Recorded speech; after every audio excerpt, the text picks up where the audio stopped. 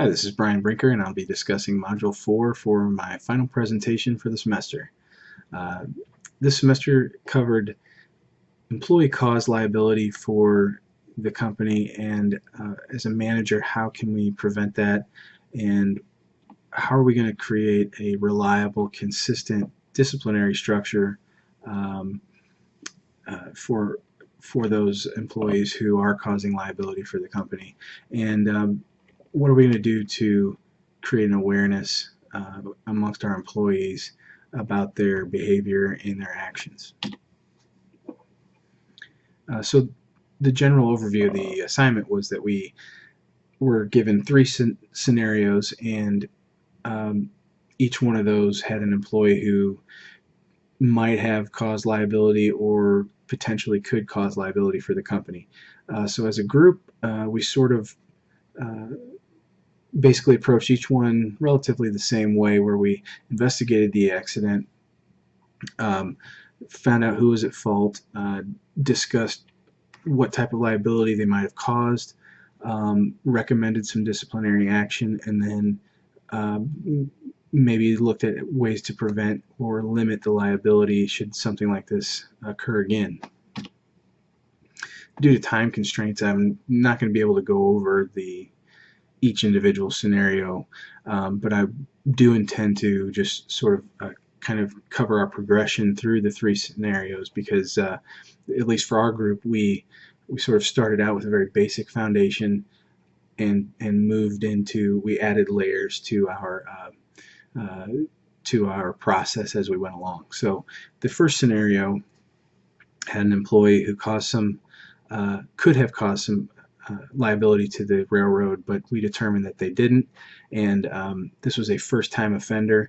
So we sort of established a baseline as far as our discipline goes, and what that employee was going to encounter. So we basically called that employee in, and we gave them a verbal warning, and told them, this can't happen again.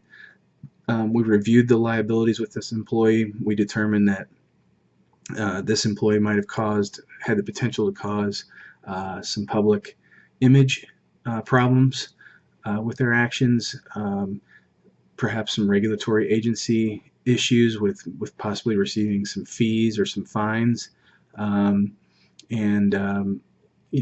perhaps even maybe injuring someone or causing some damage.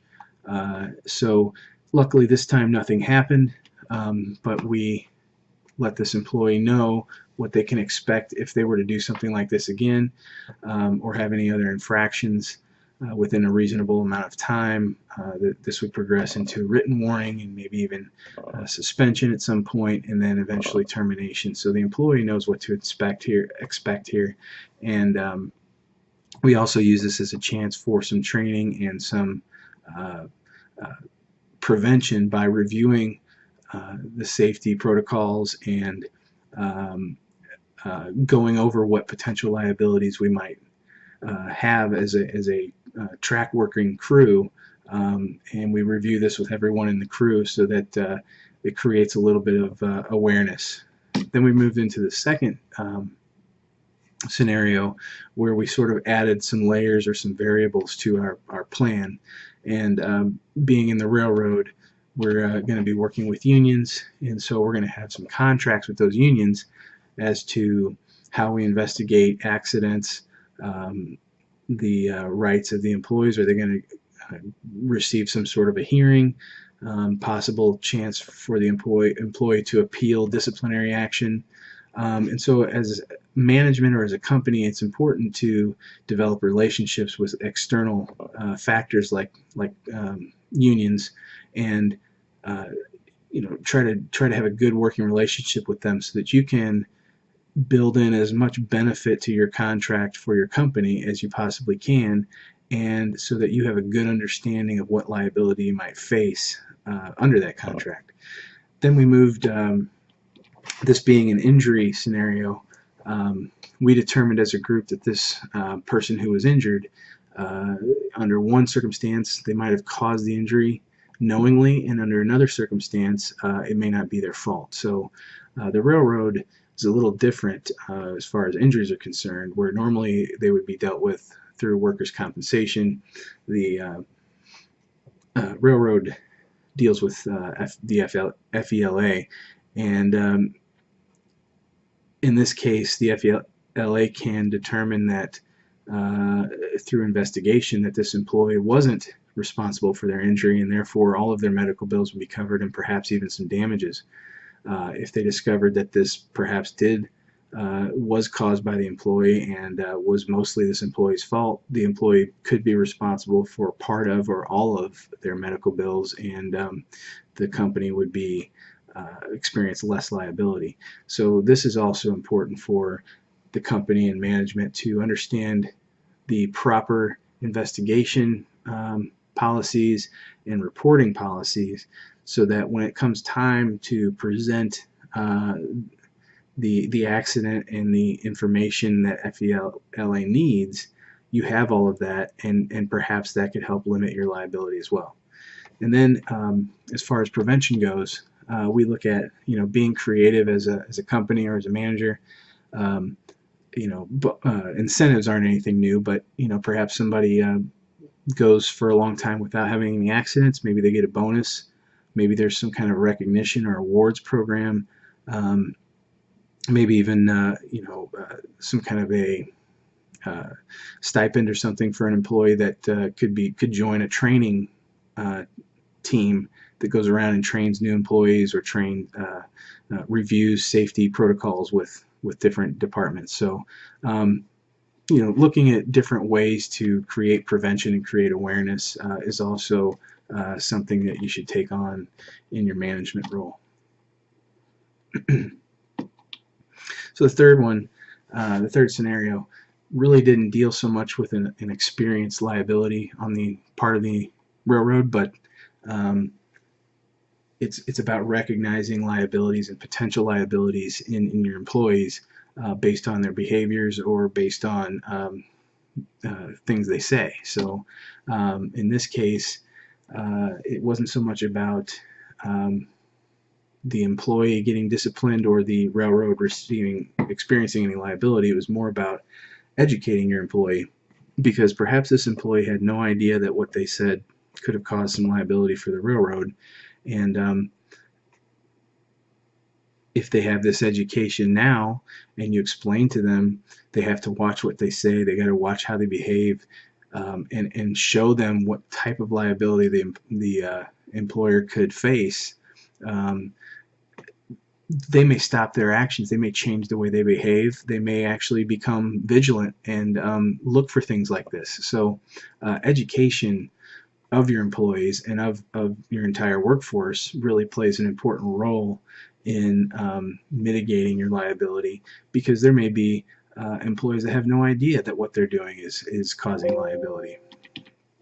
Then you also have, does this employee know what's going to happen? What are their liabilities as an employee? Do they know what's going to happen within your disciplinary structure? What are they going to experience? That might be a deterrent. It might be just another way for them to understand how their actions are going to be met with your attempt to limit the company's liability. Then you have your prevention again, and we've progressed into creating a culture, an overall culture within your workforce of education, availability of material, whether it be handbooks or meetings or brochures or posters. Make sure that every level of your company is aware of potential liabilities and what those liabilities are and how they can harm your company, and create a culture where people are looking for that and where people are vigilant in preventing that individually. And this could greatly help reduce your liability overall. So some challenges we faced. I think our discussion was a little weak, and it took us a little longer to get into progressing forward with a plan. At first, we focused too much on the minute details of each story or each scenario, rather than what I think was more beneficial was to after you understand that you're going to experience liability, understand how you're going to deal with that. So then we have some things we did well, which I thought were, once we did kind of develop an understanding, we progressed through each scenario, and we started to build on the previous one and add to our plan. So I thought that was a nice progression. Some recommendations I have for the module would be to include in the initial instructions for this scenario, for this assignment, include the students should develop a plan as a management team, and I think that incorporates really well with understanding the types of liability and understanding how employees can cause that liability. I think by developing a plan, it helps you keep focused on what you're supposed to be doing with all that information, and it also I thought was very useful. There's things I hadn't considered before, and now I see liabilities more often, and I actually ask a lot more questions and consider what types of actions or what types of things could cause liability. So I found that to be very beneficial. Something for the class overall, in the first couple modules, I think maybe just a little bit more direction, not a lot, but just a little, as to the fact that you've got to figure out this load of information that you're given with each module. It's up to you to figure it out, and I know that's stated in the syllabus and stated in some of the lectures, but I also think that we're so trained to look, we almost have tunnel vision, that we just follow instructions in an academic setting most of the time, and this is so different that I think in the first couple modules, just a little extra push in that direction or away from that direction would help some students further down the line when they get into the later modules. Maybe some of them will catch on a little faster, and it'll be more beneficial for them, but not too much. Not too much direction. And then my final recommendation is to keep the overall format of this class. I found it to be extremely valuable, and I've learned more in this class than I have in any other class I've ever taken. And it is very hard work, and it's very rewarding if you put the effort in and if you can gain an understanding of the goals of this class.